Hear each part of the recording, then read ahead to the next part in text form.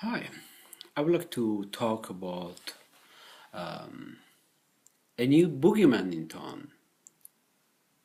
I'm doing selfie. It is really hard to do it. I'm holding my iPod with my hand and all that, so it's difficult. But I feel like expressing myself and talking about a new boogeyman in town. The international relations has a school of thought called social constructivism. It means they have a philosophy that they say nations or state actors, they make their own enemies. And this case is right about the US war machine. The US does not have a foreign policy or international relations. It has a war machine. Since post World War II, the US is seeking war at everywhere. Like we saw what the US did in Vietnam, we saw what they did in Korea, we saw what they did to South American nations, Panama, and right now I cannot recall it, but I know what they did in like El Salvador and all that. So it's a real disaster. We saw what they did with Bin Laden. They used Bin Laden for their proxy war in Afghanistan. And once they decided that Osama bin Laden has no use for them, they decided to dispose him. But they disposed him in a very terrible way.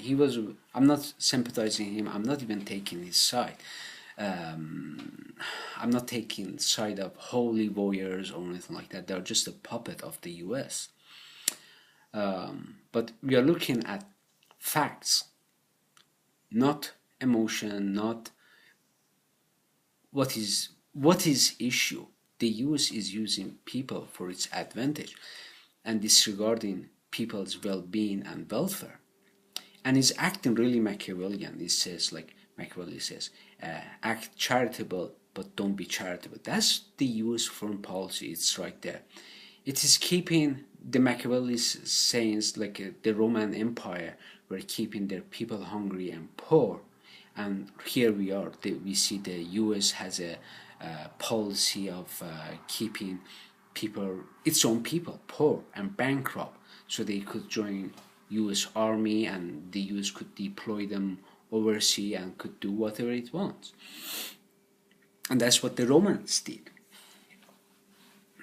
If you don't believe me, read the book Machiavellian's Democracy and Levi's Discourse with Levi. So these are the books. Also read the books Oligarchy by Dr. Winters, and you could see it for yourself. These are not my ideas. I'm not bashing it. Sometimes when I say things, people look at me and say, "Oh, he hates the U.S." No, I don't hate U.S. They are scholars from the West. They're saying what the US is doing is wrong. Right now, I'm really disturbed by that. Like, we don't want Harper. We didn't want Harper because he was waging wars against other nations.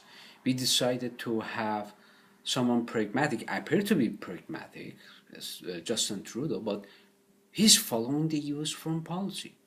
We don't want it. We already saw for the Arrow space that the US dictated to Canada what to do, and that's diminishing sovereignty of Canada, and we don't want that. We want Canada to be the time of John Diefenbaker person. These are the leaders of the country that we're talking about, not someone just what the US says. The Russians have been making a military presence in Levatian. I'm sorry, I'm not pronouncing it properly. Okay, is that really posing a threat to Canada? No. The US wants war. We saw what they did with Osama bin Laden. They used him to wage war in Afghanistan. Then they accuse former president of Iraq Saddam Hussein for terrorism, weapon of mass destruction. Even, in fact, they sold the weapon of mass destruction to Iraq to use it against Iran's army. How come at that time that was not a problem, but all of a sudden it became a problem? So it is a game. Like, let's stop the game. Okay? Is Afghanistan better off? Iraq better off? Syria? I remember post 9/11 they were saying, let's bomb them and turn them into stone ages. Look, they turned them into stone ages. Now it comes down to this act. I really don't like it. They are, what happens when the US fomented revolution in Egypt, the Canadian news outlet, they publish article and say Canada has frozen President Hosni Mubarak's assets in Canada. He's a tyrant and he was keeping his people hungry and this kind of thing. Okay, he was a rotten guy. So you knew that and you let him into Canada. Why? You know he's causing high unemployment in his country. So that's troubling for me. That's troubling. You don't see me hanging with organized crime or very undesirable individuals. I keep my life clean. I go to holy places. I don't want to be involved in anything dangerous. Then why? It's a question. And his assets frozen in Canada now. Who owns that assets in Canada? They are doing the same thing with Russia right now in Canada. They want to freeze their assets. The people, the elites, Russian elites, invested money in Canada. They're trying to freeze them. That's like a highway robbery to me. That doesn't contribute to global economy or anything like that, we say. We need to really stop it. So where this will go, the way it's going, okay? This is the book that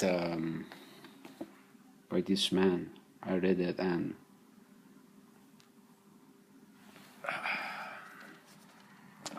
oh, it's difficult for me with this iPod anyway to do selfie. Now, it's saying here that Russians were telling their people that, oh, Persians are coming, they are goose stepping, they are militaristic. And they were not like that. They were nice people. They were, yes, they had a military presence, but that doesn't mean they were doing anything. So it is really troubling. The US is turning the war. Now, this is a funny part of it. Even the US military cannot confront Russia. Okay? The US military has M16 is no match to AK-47 or Kalashnikov. M16 is well known to jam all the time. The field strip is poor. The best the West has weapon is H and K416. That's the only weapon that the West has is really powerful, could stand against AK-47. The US developed F4, F5, F14, F15 to fight off MiG-15 and 21 and they couldn't. Right now, Russia has Soho. Russian Air Force is way superior. The tanks the T-series are too superior, like what they have. Those rockets that are being launched at the tanks, it's difficult to infiltrate inside the tank and explode. We don't know what the Russians right now have. Like, all you have to do, just read one time The War of book. If you read that book, The Art of War, and you could see it, like, cannot do it, and the US is going after something that's gonna catch up. Like, I look at it like it's a party and shot. The Russians are gonna win. If this time there is a war, Russians are gonna win, and we're gonna lose. Why should we lose a war? Because some people want to go into war, and those people, they mean business this time, because They are the wounded one. They lick their wounds and they may come back. This time they'll come back really hard and tough. I'm not looking for trouble, I'm looking for peace. We need peace. We don't need this war, calling nations terrorists and going shooting, turning them into... Look at Libya. Is it at a state of civil war? Is that freedom? Look what Jimmy Carter did to Iran. He was besmirching Mohammad Reza Shah Pahlavi for human rights violation.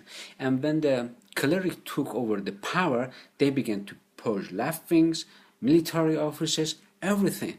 So where was Jimmy Carter to protect the human rights for those people? We need to change. Enough of US war machine. We need to have some order. Cheers.